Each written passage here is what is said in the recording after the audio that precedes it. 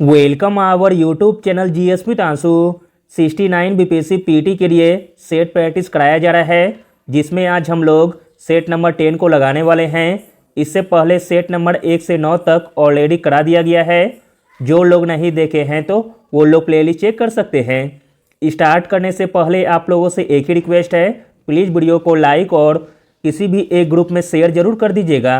Exam की date घोषित कर दी गई है 30 सितंबर 2023 को, इसलिए हर दिन प्रैक्टिस करते रहिए। चलिए शुरू करते हैं और आप लोग भी सोचिएगा अपना आंसर क्या हो सकता है। पहला प्रश्न है, निम्नलिखित में से किस मामले में भारत के सर्वोच्च न्यायालय ने माना कि प्रस्तावना संविधान का हिस्सा नहीं है? तो दोस्तों वह मामला था बेडूबारी संघ मामला, ऑप्शन नंबर डी, जिसमें भारत के सर्वोच्च न्यायालय ने माना कि प्रस्तावना संविधान का हिस्सा नहीं है।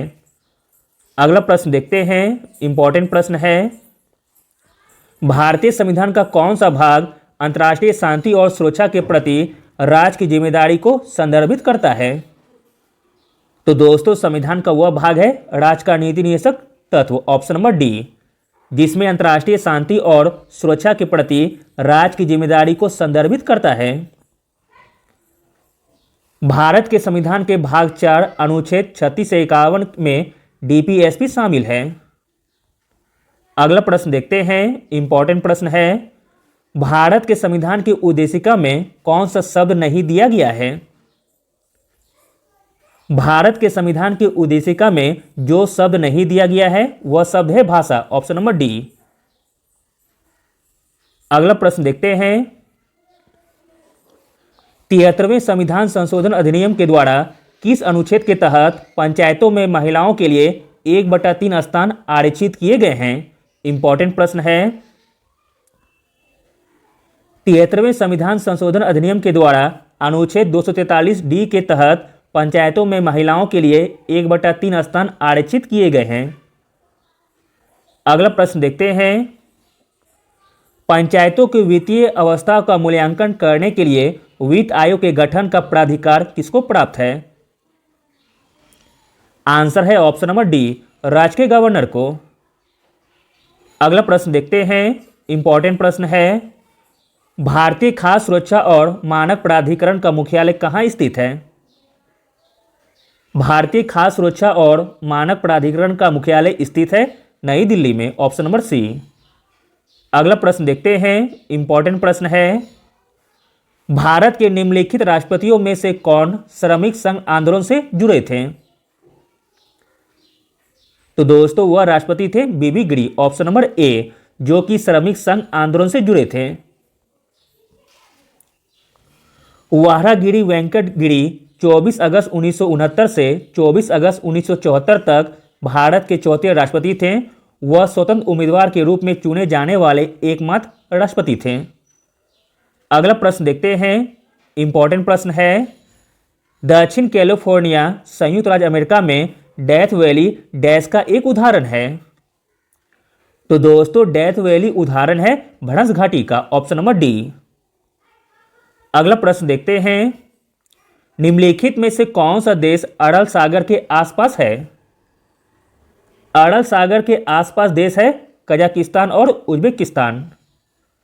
अगला प्रश्न देखते हैं, इंपॉर्टेंट प्रश्न है, निम्नलिखित में से किस नदी को उनके प्रदूषकों के कारण जैविक मरुस्थल कहा जाता है? जैविक मरुस्थल कहा जाता है दामोदर नदी को, ऑप्शन नंबर सी। अगला प्रश्न देखते हैं, प्रथम विश्व युद्ध के दौरान राजा महेंद्र प्रताप के अध्यक्ष के रूप में भारत की एक अस्थायी सरकार डैश में स्थापित की गई थी? आंसर है ऑप्शन नंबर ए, अफगानिस्तान में। अगला प्रश्न देखते हैं, किस अधिनियम ने पहली बार भारतीयों के लिए अपने देश के प्रशासन में कुछ हिस्सा लेना संभव बनाया? तो दोस्तों वह अधिनियम था भारत परिषद अधिनियम 1861। भारत परिषद अधिनियम 1861 ने पहली बार भारतीयों के लिए अपने देश के प्रशासन में कुछ हिस्सा लेना संभव बनाया। अगला प्रश्न देखते हैं, इंपॉर्टेंट प्रश्न है, 1925 में केंद्रीय विधानसभा के अध्यक्ष चुने गए राष्ट्रीय नेता कौन थे? 1925 में केंद्रीय विधानसभा के अध्यक्ष चुने गए राष्ट्रीय नेता थे विठलभाई पटेल, ऑप्शन नंबर डी। अगला प्रश्न देखते हैं, मोस्ट इंपॉर्टेंट प्रश्न है, शारदा अधिनियम ने क्रमशः लड़कियों और लड़कों की शादी की न्यूनतम आयु कितनी तय की थी? आंसर है ऑप्शन नंबर बी, 14 और 18। लड़कियों के लिए 14 वर्ष और लड़कों के लिए 18 वर्ष। अगला प्रश्न देखते हैं, इंपॉर्टेंट प्रश्न है, औरंगजेब की मृत्यु के समय मराठा नेतृत्व किसके हाथों में था?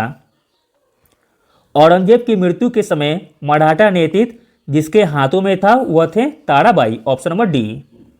अगला प्रश्न देखते हैं, इंपॉर्टेंट प्रश्न है, चोल सम्राट कौन था जिसने श्रीलंका को पूरी तरह से मुक्त कर दिया और अपनी बेटी की शादी सिंघल राजकुमार से कर दी थी? तो दोस्तों वह चोल सम्राट थे कुलोत्तुंग प्रथम, ऑप्शन नंबर ए। अगला प्रश्न है, 2011 में लोकायुक्त विधेयक पारित करने वाला पहला भारतीय राज्य कौन सा है? 2011 में लोकायुक्त विधेयक पारित करने वाला पहला भारतीय राज्य है उत्तराखंड, ऑप्शन नंबर सी। अगला प्रश्न देखते हैं, आसान सा प्रश्न है, दूध का सफेद रंग किसकी उपस्थिति के कारण होता है?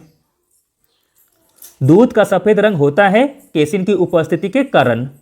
अगला प्रश्न देखते हैं, इंपॉर्टेंट प्रश्न है, होमी भाभा पुरस्कार डैश के क्षेत्र में विशेष योगदान के लिए दिया जाता है? होमी भाभा पुरस्कार दिया जाता है परमाणु ऊर्जा के क्षेत्र में। अगला प्रश्न है, डेंगू बुखार के कारण मानव शरीर में निम्न में से किसकी कमी हो जाती है? डेंगू बुखार के कारण मानव शरीर में प्लेटलेट्स की कमी हो जाती है, ऑप्शन नंबर ए। अगला प्रश्न देखते हैं, सर्वाधिक जैव विविधता कहां पाई जाती है? सर्वाधिक जैव विविधता पाई जाती है उष्णकटिबंधीय वर्षा वनों में। अगला प्रश्न देखते हैं, दो अलग अलग समुदाय के बीच संक्रमणकालीन क्षेत्र को डैश के रूप में जाना जाता है? दो अलग अलग समुदाय के बीच संक्रमणकालीन क्षेत्र को इकोटोन के रूप में जाना जाता है, ऑप्शन नंबर डी। अगला प्रश्न देखते हैं, इंपॉर्टेंट प्रश्न है, एक परितंत्र में तत्वों के चक्रण को डैश कहा जाता है? एक परितंत्र में तत्वों के चक्रण को कहा जाता है जैव भू रासायनिक चक्र, ऑप्शन नंबर बी। अगला प्रश्न देखते हैं, मोस्ट इंपॉर्टेंट प्रश्न है, भारत का पहला पूर्ण पुस्तकालय निर्वाचन क्षेत्र कौन बन गया है? भारत का पहला पूर्ण पुस्तकालय निर्वाचन क्षेत्र बन गया है केरल का धर्माधाम निर्वाचन क्षेत्र, ऑप्शन नंबर ए।